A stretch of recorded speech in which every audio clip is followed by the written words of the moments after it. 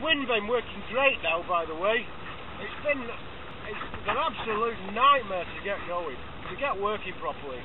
You've got to get your head round them, really. You've got to learn them. And I've made modifications. Well, you can see it working now. I've made modifications. You can see I put holes in the top of it to make it lighter at the top. That's actually a little bit bigger than it should be, I think, as well. But the holes, because the holes are there, it makes it okay. But that's working a dream now.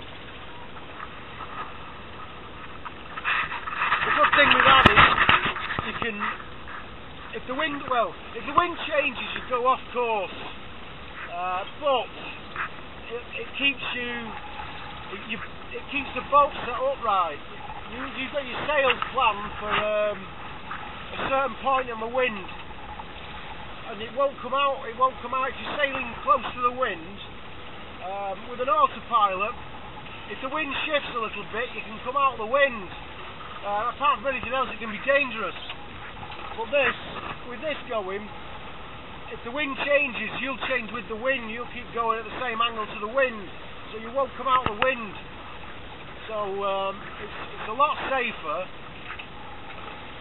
and it keeps you going to a bit of a better performance. With the autopilot, it keeps you in a nice straight line. I don't like going to sleep with the autopilot on when you're close to the wind anyway. The sail over there, to be honest, was great up until last night. The first night I had the wind behind me, and I got the autopilot working for the first time downwind. Not the autopilot, the wind vane. I got it working for the first time, going really well downwind. The winds weren't very strong, about 10 knots. I'd only got it going properly at night. There was no wind in the first day, and I was gutted because I got it going, and I thought I want to go a bit quicker, but I didn't. I like keeping my sails a bit smaller at night, so I thought in the morning I'll be able to get my Jenica up and do a bit of, get a bit of speed up with it. Anyway, the wind died all the day after, and I was motoring most of the day, and then so I was gutted I couldn't get that going how I wanted to. But then at night the wind changed, and it was coming at 45 degrees from the direction, so that meant I had to do what you call close haul. And that's sailing close to the point of the wind that your boat can travel. And that's like I am now. In the boat, you'll notice it leans. I'm not trying to teach you suck eggs, but there might be some people watching these videos that aren't sailors, that don't know things like this. I actually hated sailing downwind. Because I could never get my autopilot working properly, and the wind vane was never working properly. But I got to really enjoy it the other day. This is all right, but it's just uncomfortable to go like this for too long.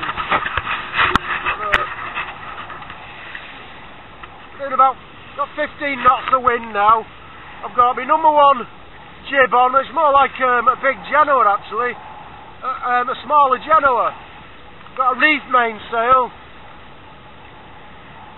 I don't know if you can see Stomboli or whatever it is. I don't think that's Stomboli in front, to be honest, but we are 50 miles away. But there's a chain of islands. You start over there, there's one there, one there. It's either one or two together there. And then you move over and there's one there. Now, I thought that was Stomboli, but to me it doesn't look like it. I think I might not be able to see it. I'm still 50 miles away.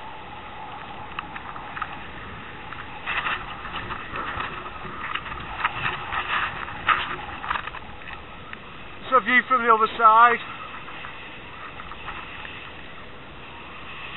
Now, as at times, this deck will be underwater. There's a bit coming over now. And I'm not pushing it, I'm not really pushing it. I wouldn't put much more up, to be honest, actually. I'll keep it like this, I wouldn't put any more up. But I'm only doing about 4 knots, between 4 and 5 knots. Now you can see the difference. It was blowing 28 knots last night, and at times I was doing 7.5 knots. And believe me, you don't feel like you're going slow, especially at night. It feels a lot faster. And I had to go up front and change my sails once or twice, which ain't very nice, and reef this. Luckily I reefed early. I reefed it when it started blowing 18 knots. I reefed. Good morning from Huggy and the crew. I'm at Stomboli now. I got here last night about 10 o'clock by the time I dropped the hook. So I approached it in the dark, and I'll tell you what a sight to see. At the moment it's a time of increased activity. So it's always erupting anyway, but it's better than usual at the moment. It's just, you see plumes of lava going hundreds of feet up into the air. It looks absolutely unbelievable. But anyway, got here at 10 o'clock last night.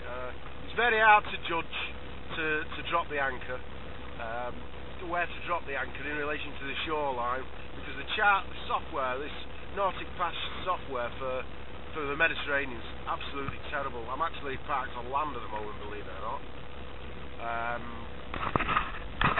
Checking we're still rolling. I've just had a few problems.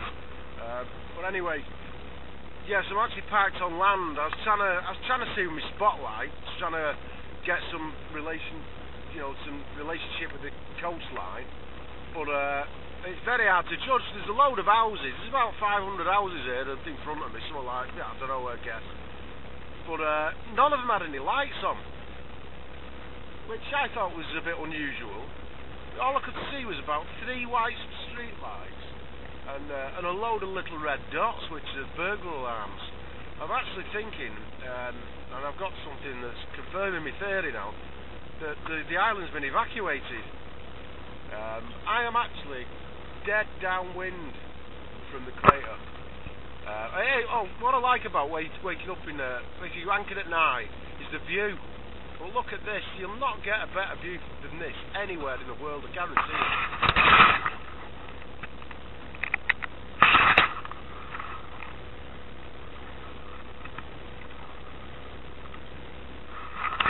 That is the best view you'll ever get, and it's the most volcano you can ever imagine. If you're going to build a volcano, you build that. It's just a pure volcano. But anyway, yeah, what got me worried is that fire. See that? Right, the smoke's going sideways there. But if you look at the direction of my courtesy flag in relationship to the crater, it's blowing straight towards me. But what has caused that fire? You know, if that island's been evacuated, who's built it, and why have they built it so close to their house? Fucking hell, I don't think I'm in the safest place in the world here, you know. And the anchorage, oh Jesus, it was rolly as fuck. Fucking hell, it better been in that fucking storm overnight.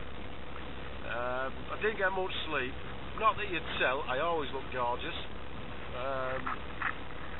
But anyway, I'm going to see if I can get ashore, whether no one's there or not, because I want to go up to the top and have a look. So I'll take my camera along, and if I don't get arrested, shot for looting, or killed by a big blob of lava, I'll show you some pictures. Right, see you later.